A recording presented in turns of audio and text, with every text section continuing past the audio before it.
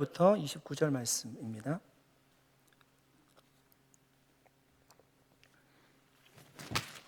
제가 15절 말씀 읽겠습니다. 모세가 돌이켜 산에서 내려오는데 두 증거판이 그의 손에 있고 그 판의 양면 이쪽 저쪽에 글자가 있으니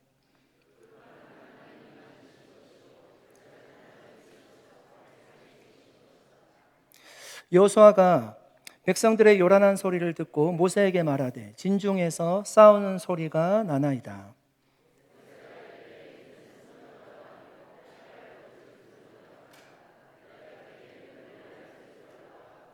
시내 가까이 이르러 그 송아지와 그 춤추는 것들을 보고 크게 노하여 손에서 그 판들을 산 아래로 던져 깨뜨리니라.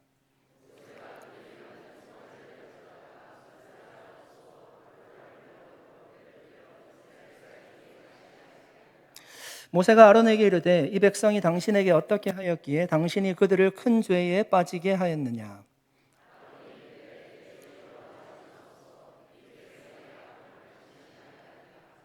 그들이 내게 말하기를 우리를 위하여 인도할 신을 만들라. 이 모세 곧 우리를 애굽 땅에서 인도하여 낸 사람은 어찌 되었는지 알 수 없노라 하기에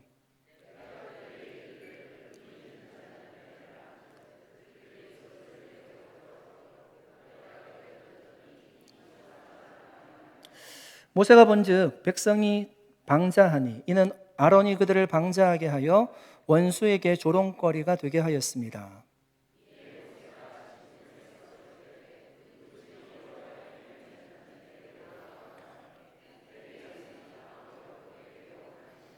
모세가 그들에게 이르되 이스라엘 하나님 여호와께서 이렇게 말씀하시기를 너희는 각각 허리에 칼을 차고 진 이문에서 저 문까지 왕래하며 각 사람이 그 형제를 각 사람이 자기 친구를 각 사람이 자기의 이웃을 죽이라 하셨느니라.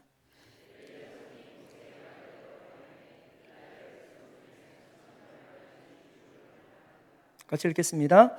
모세가 이르되 각 사람이 자기의 아들과 자기의 형제를 쳤으니 오늘 여호와께 헌신하게 되었느니라. 그가 오늘 너희에게 복을 내리시리라. 아멘. 잠깐 기도하겠습니다. 하나님 아버지 감사드립니다.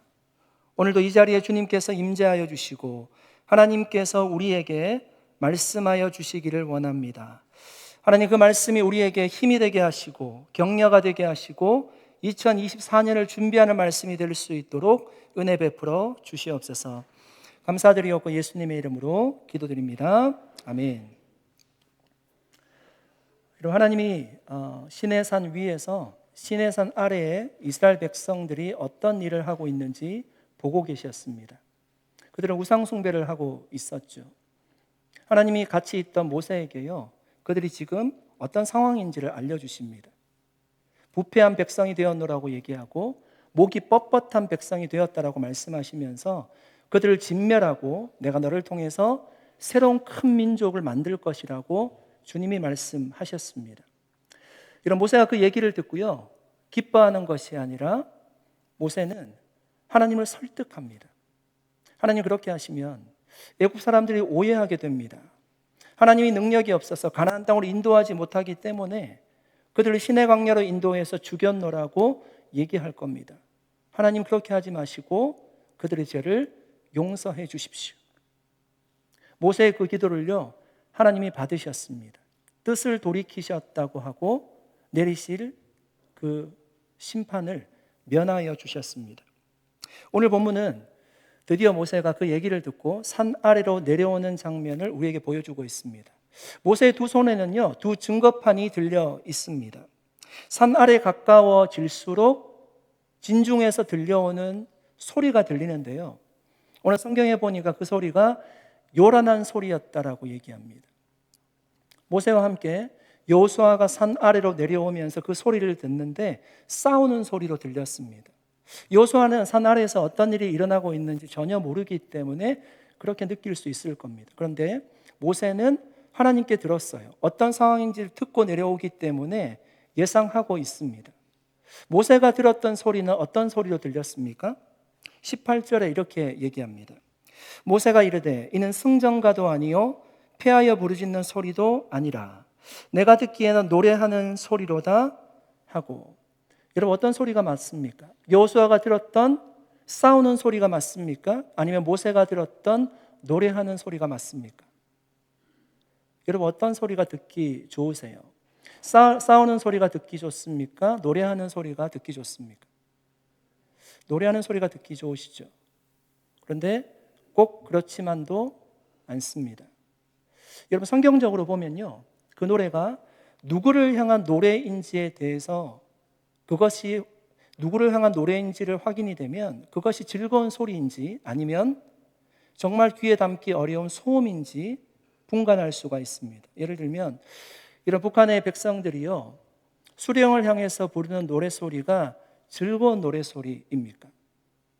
하나님의 관점에서 보면요, 그 소리는 절대로 즐거운 소리가 아닐 겁니다. 지금 이스라엘 백성들이 부르는 노래소리는요, 우상을 숭배하면서 부르는 노래소리이죠. 금송아지 앞에서 잔치를 벌이고 춤을 추면서 노래하면서 부르는 소리입니다. 하나님의 귀에는 그 소리가 아름답게 들리지 않을 겁니다. 아마 그래서 여호수아의 귀에 그 소리가 요란한 소리, 싸우는 소리로 들렸을 것입니다. 모세가 그 광경을 보고요, 진중에 내려와서 손에 들고 있던 두 증거판을 던져버렸습니다. 그 증거판을 던질 때 그 증거판이 깨어지게 되었죠. 여러분, 두 증거판은요, 하나님이 써주신 것이라고 얘기하고 있어요. 그러니까 여러분 값어치로 생각하면 사실 값을 매길 수 없습니다. 여러분 일반 사람들이 유명인들에게 사인을 받아도요, 그것이 나중에 값어치가 올라간다라고 생각을 하니까 코팅을 하기도 하고요, 책을 만들기도 하고요, 액자를 만들기도 해요. 그런데 지금 모세는 누구한테 사인을 받은 것입니까? 하나님이 친히 글을 써주셨어요. 그런 책이 없어요. 한 권밖에 없는 책이라고 할 수 있겠죠? 두 돌판이. 그런데 산에 내려와서 그들이 하는 행위를 보고요, 그 돌판을 던져버립니다. 돌판이 깨어져 버렸습니다. 19절에 이렇게 얘기합니다. 진에 가까이 이르러 그 송아지와 그 춤추는 것들을 보고 크게 노하여 손에서 그 판들을 산 아래로 던져 깨뜨리니라. 여러분 두 돌판이 깨뜨려졌다는 것이 어떤 의미인가 하면 산산조각이 났다는 거예요. 그러니까 금이 간 정도가 아니라 수리해서 이 글을 읽을 수 있을 정도가 아니라 아마 파편이 다 튀었을 것이고요, 도저히 확인할 수 없을 정도로 깨져버린 것을 얘기하는 것입니다. 여러분, 모세가 지금 너무 감정적으로 이거 대하고 있는 것입니까?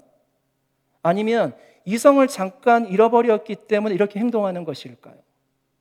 모세는 왜 이렇게 지금 큰 대노를 하고 있는 것입니까? 여러분, 사람들은 화가 날 때 크게는 두 가지로 반응합니다. 첫 번째가 이제 폭발하는 거예요.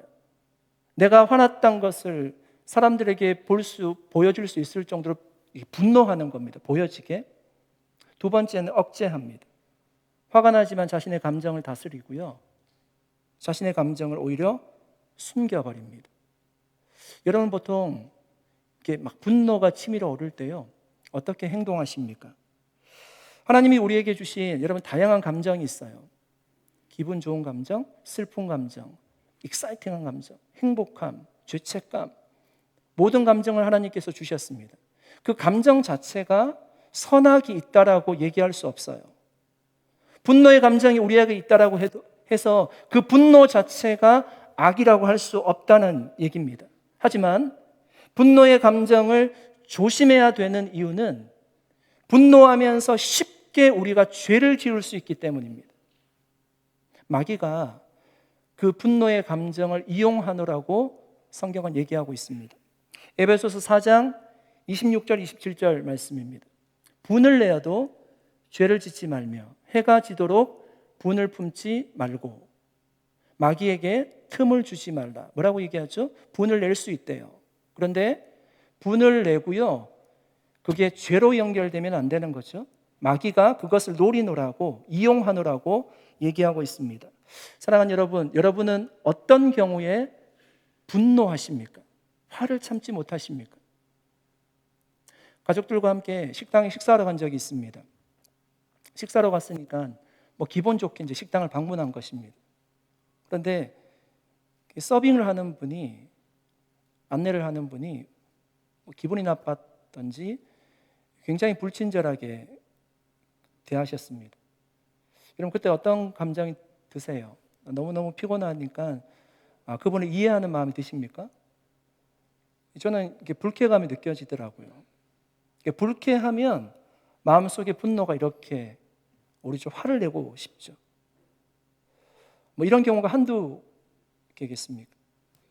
미국에 처음 와서 몇 달 안 됐을 때 그로서리 마트에 장을 보러 갔습니다. 미국 마트였는데요. 물건을 많이 샀어요. 많이 샀는데 물건을 넣어주는데 비닐봉지가 아니라 종이백에 넣어주더라고요.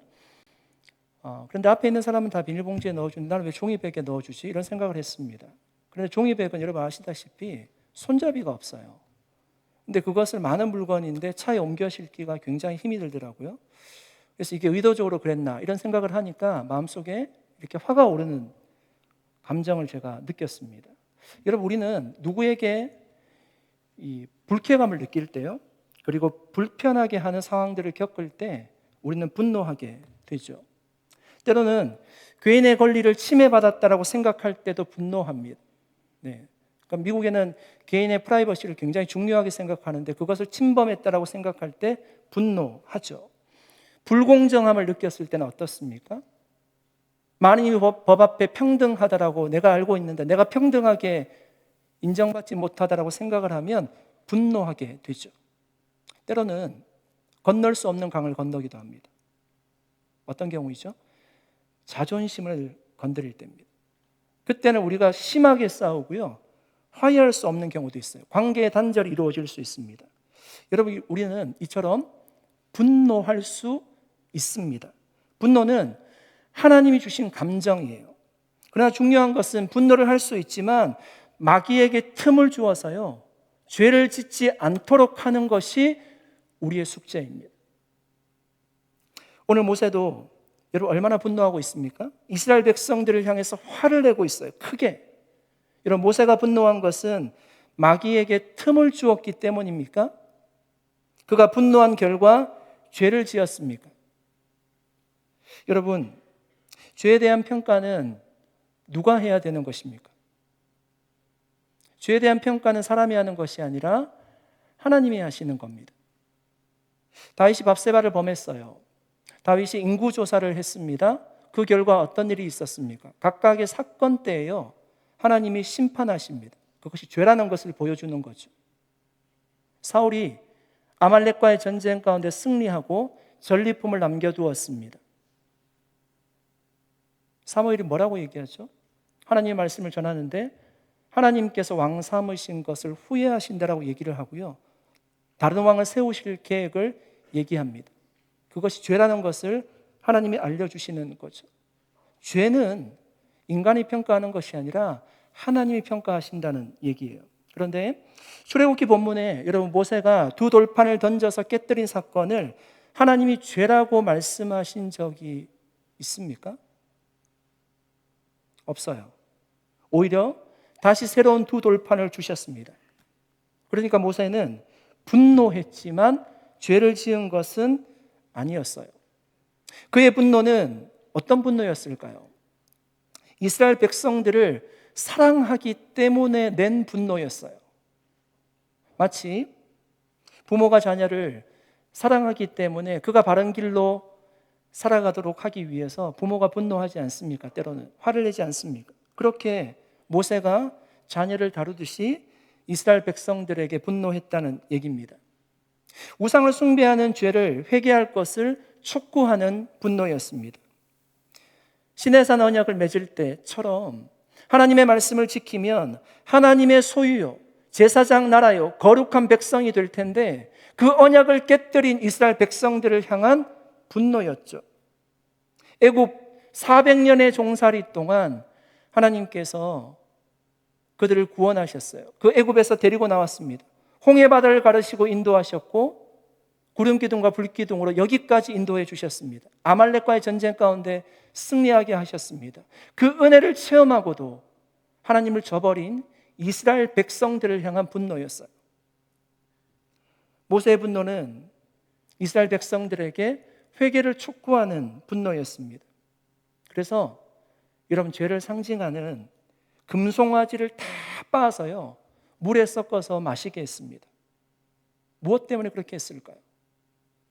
그 죄라는 것이 얼마나 쓴지를 경험하도록 하기 위해서, 잊지 못하도록 하기 위해서, 똑똑히 기억할 수 있도록 그들에게 우상이 얼마나 허망함을 알게 하도록 쓴 약을 준 것입니다.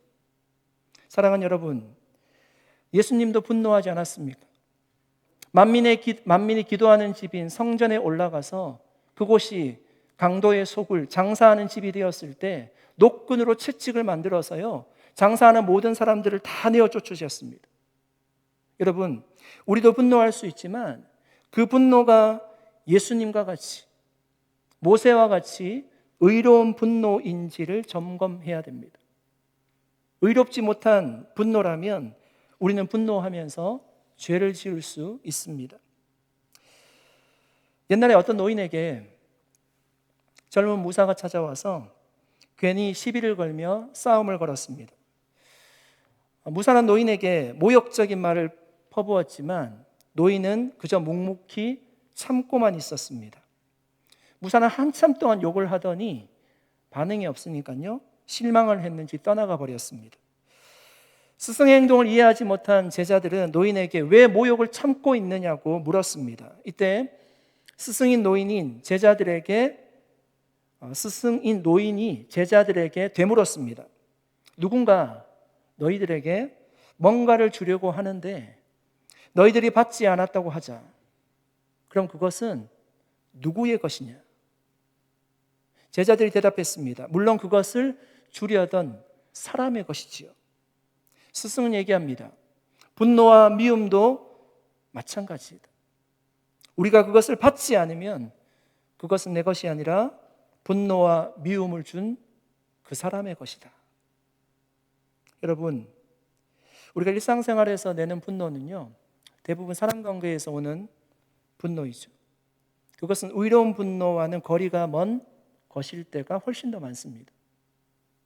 마귀가 우리가 죄를 짓도록 하기 위해서 연출한 상황이 훨씬 더 많다는 얘기입니다. 그러므로 우리는 분노의 감정이 치밀어 오를 때요 우리의 마음을 잘 다스려야 합니다. 생명의 근원이 마음에서 납니다. 마음의 평강이 있을 때 천국을 경험할 수 있습니다. 마음이 얼마나 중요한지 모릅니다. 노인과 같이 분노의 감정을 받지 말아야 됩니다.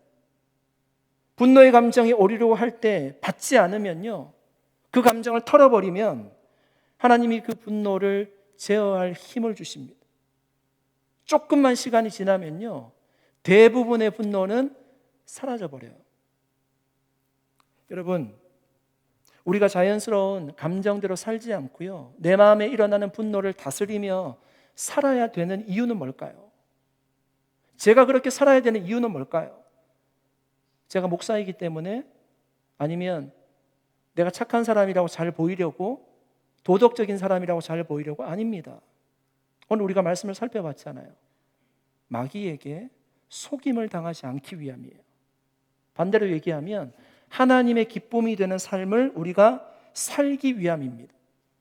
사랑하는 성도 여러분, 의로운 분노가 아니라 개인적인 분노가 치밀어 오를 때 여러분 그 마음을 잘 다스릴 수 있기를 바랍니다.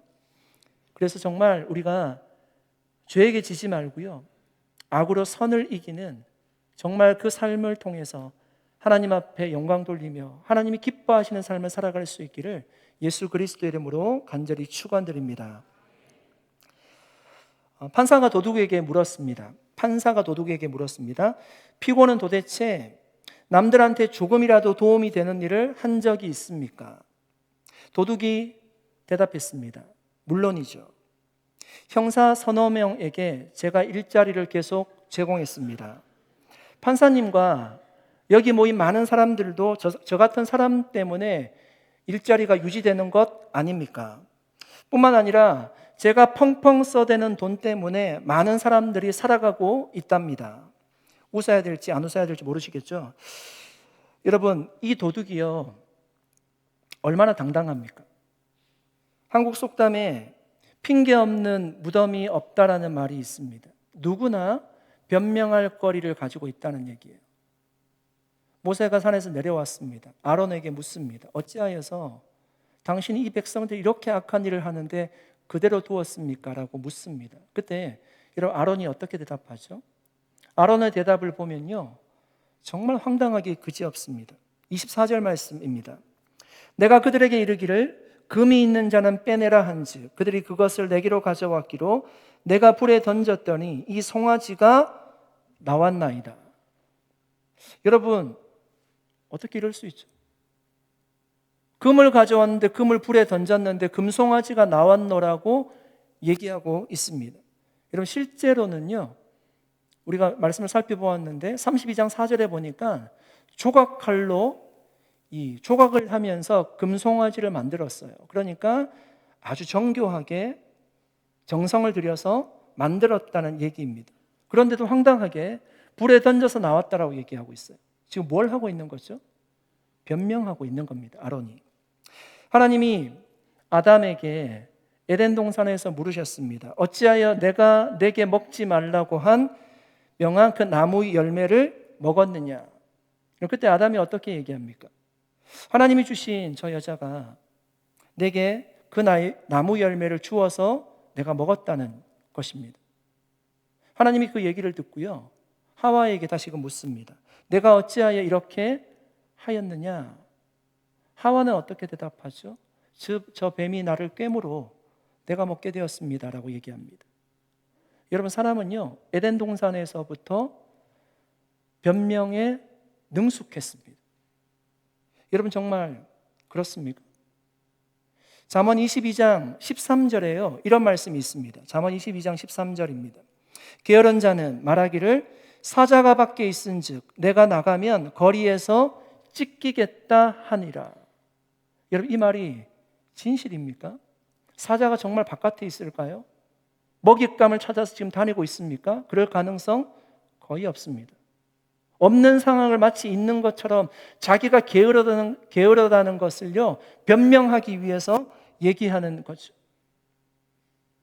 사람을 죽여도요, 사람을 죽인 사람이 이유를 대고 있어요. 일이 잘못되면 산소 탓을 한다고 하고요, 조상 탓을 합니다. 결혼해서 행복하게 살지 못하면 어떤 탓을 할까요? 궁합 탓을 한다고 하고요, 배가 아프면 사촌이 땅을 사서 배가 아프다고 생각합니다. 성공하지 못하면 세상이 공정하지 못하다라고 얘기를 하고, 제도가 잘못되었다라고 얘기를 하고, 불행한 환경 때문이라고 얘기합니다. 음식이 맛이 없으면 어떤 탓을 할까요? 재료 탓을 할까요? 아니면 자기가 본 누구누구의 레시피가 잘못되었다고 얘기를 합니까? 공부를 못하면요, 선생님 탓을 하고 학습 분위기 탓을 하고 좋은 학원 안 보내줘서 공부 못한다라고 얘기합니다. 누가요? 제가 그렇게 얘기했습니다. 여러분, 지금 모세가 아론을 추궁하는 것은 무엇 때문입니까? 왜 이런 질문을 하고 있죠? 모세는 하나님이 알려주셔서요, 이미 다 알고 있어요. 변명을 들으려고 하는 것이 아니라 회개할 기회를 주는 거예요. 하나님이 아담과 하와를 부르신 이유는 그들에게 질문하는 것은요, 하나님이 지금 질문하잖아요.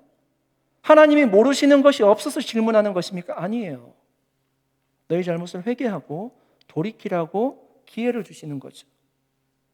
부모님들이 가끔 자녀들을 불러서 이렇게 묻습니다. 너 뭐 잘못한 거 없어? 이건 안다는 얘기입니까? 모른다는 얘기입니까? 안다는 얘기잖아요. 그러면 계산이 빠른 친구들은 들켰나? 지금 얘기해야 되나? 눈치를 보면서요, 그래도 못하지만 얘기해요.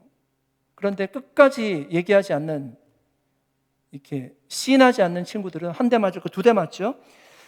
부모가 원하는 것은 변명을 듣겠다는 것이 아니라 죄를 깨닫고 그 삶을 돌이키기를 원하는 것이 부모의 마음이지 않습니까? 여러분, 우리는 하나님 앞에서 혹시 변명하는 삶을 살고 계시지 않습니까? 하나님, 제가 예배드리지 못하는 이유가 있어요. 하나님, 제 얘기를 좀 들어보실래요? 하나님, 제가 말씀 보지 못하고 제가 기도하지 못하는 이유가 있어요. 하나님 제 얘기 좀 들어보실래요?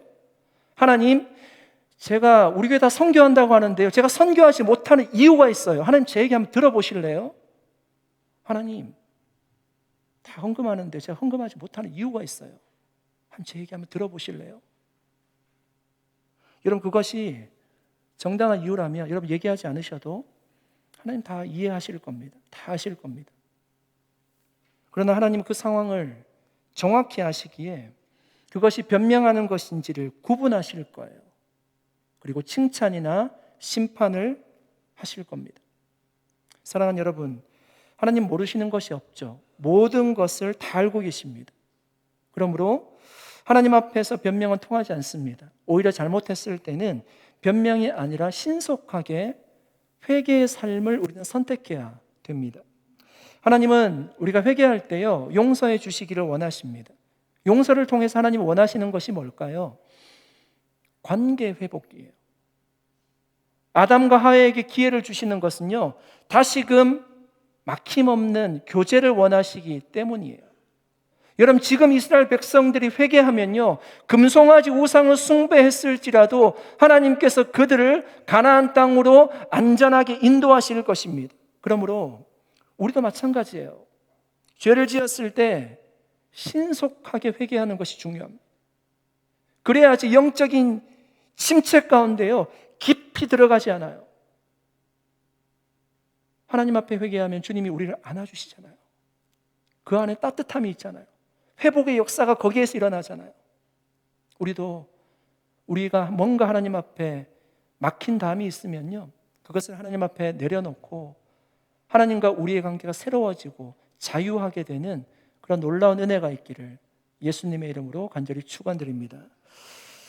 모세가 여러분 회개하지 않는 아론과 이스라엘 백성들을 보고 이렇게 외칩니다. 여호와의 편에 있는 자는 다 내게로 나오라. 여러분, 모세의 이 외침은 이 자신이 지금 어디에 있는지를 돌아보게 하는, 그러니까 자신이 누구를 숭배하고 있는지를 돌아보게 하는 질문이었습니다. 그때 모세에게 나온 사람은 레위 사람들이었다라고 얘기하죠. 모세는 그들에게요, 허리에 칼을 차고요, 이문에서 저문까지 왕래하면서 형제, 친구, 이웃들을 다 죽이라고 했습니다. 여러분, 모세의 명령이 굉장히 잔인하게 보이시죠? 어떻게 이럴 수 있을까? 우리는 그렇게 생각할 수 있습니다. 왜 이렇게까지 해야 될까요? 하나님이 이스라엘 백성들에게 회개할 기회를 여러 차례 주셨습니다. 그런데 모세 앞으로 나온 사람들은요, 모세 앞으로 나오지 않은 사람들은 여호와의 편에 서 있지 않는 사람들이에요. 그러니까 기회를 주셨음에도 불구하고 회개하지 않는 사람들인 것입니다. 결국 그들은 모세가 죽인 것이 아니라 죄에 대한 결과로 하나님의 심판을 받은 거죠. 그때 여러분 죽은 인원이요 3,000명이었다라고 얘기합니다. 그러니까 우리가 보기에는 3,000명이 굉장히 많은 숫자이지만, 이런 모세가 시내산에 있을 때요, 산 아래에 있는 이스라엘 모든 백성들이 우상을 숭배했거든요. 그러니까 그들의 인원과 비교해 보면 3,000명은 어떤 사람들인가 하면 많은 사람들이 다 회개했잖아요. 지금 3,000명만 회개하지 않았다는 겁니다. 끝까지 자신의 잘못을 뉘우치지 않은 사람들입니다. 여러분, 하나님이 이 정도로 참혹하게 심판을 하신 이유가 무엇입니까? 우리는 어떤 말씀의 교훈을 얻을 수 있을까요? 이스라엘 백성들이 여러분 애굽에서 구원받았습니다. 400년 종살이 하다가 구원받았습니다. 그런데 그들의 목적지는 광야가 아니라 가나안 땅이었어요. 아직 들어가려고 하면요, 많은 시간이 남았습니다. 사단은 우는 사자와 같이 그들을 시험에 들게 만들 거예요. 죄를 이용해서요, 죄를 짓게 만들 겁니다. 그런데 이스라엘 백성들은 지금 죄에 대해서요, 굉장히 가볍게 생각하고 있어요. 내가 애굽에서 구원받았다는 것에 너무 젖어서 살아가고 있습니다.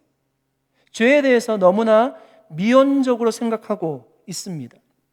여러분, 우리도 이스라엘 백성들과 같이 혹시 살고 계시지 않습니까? 우리에게 죄에 대해서요, 우리가 죄에 대해서 가볍게 생각하게 만드는 최대의 적은 무엇일까요? 그러니까 내가 죄를 지음에도 불구하고요, 그 죄를 무겁게 생각하지 않고 죄를 가볍게 하게 만드는 최대의 적은 뭘까요? 저는 십자가라고 생각합니다. 여러분, 십자가는 구원의 상징이잖아요. 십자가를 통해서 우리가 구원을 받았죠. 예수님께서 십자가에서 우리의 모든 죄를 용서해 주셨습니다. 여러분, 믿으십니까? 믿으세요? 다 용서받았잖아요. 그러니까 어떤 마음이 들어요? 아, 이제는 괜찮다. 이제는 괜찮다. 내 마음대로 살아도 이제는 괜찮다. 나는 죄에 대해서 자유해. 라고 생각하는 경향이 있다는 거예요. 그런데 여러분, 동시에 주님은 우리의 삶이 거룩해지기를 원한다는 거예요. 내 모든 죄가 용서함을 받고 주님이 나를 의롭다고 칭해 주심에도 불구하고요, 우리의 삶을 보십시오. 내 삶이 완전하지 않다고요. 우리는 여전히 죄 가운데 살아가고 있어요. 그러므로 죄를 가볍게 여기지 말라는 거예요. 애굽에서 구원받았다라고 죄를 가볍게 여기지 말라는 것입니다. 주님은 구원받은 우리의 삶이 빛과 소금으로 드러나기를 원하십니다. 여러분, 삶이 아름다운 사람이요, 정말 구원받은 사람 아닙니까? 오랜 시간 동안 우리는 구원받았다는 데만 강조점을 두고 신앙생활했어요. 내가 죄사함을 받았다는 데만 강조점을 두고 신앙생활했어요. 그런데 죄를 이기는 실제적인 경건한 삶에 대해서 강조하지 못했습니다. 그래서 우리가 크리스찬이라고 이름은 가지고 있지만요, 부끄러운 삶을 살아가는 뉴스들을 얼마나 많이 보고 있습니까? 여러분, 하나님은 이스라엘 백성들을 애굽에서 구원해 내실 만큼 사랑하시지만 가장 큰 죄인 우상 숭배를 그대로 용납하지는 않으셨습니다. 하나님께서 심판하셨습니다. 하나님의 심판은 하나님의 사랑의 또 다른 모습이에요. 많은 사람들을 보호하기 위함이에요. 그 죄가 얼마나 무서운지를 알도록 하기 위함입니다. 우리에게도 그 교훈을 받기를 원하시는 거죠.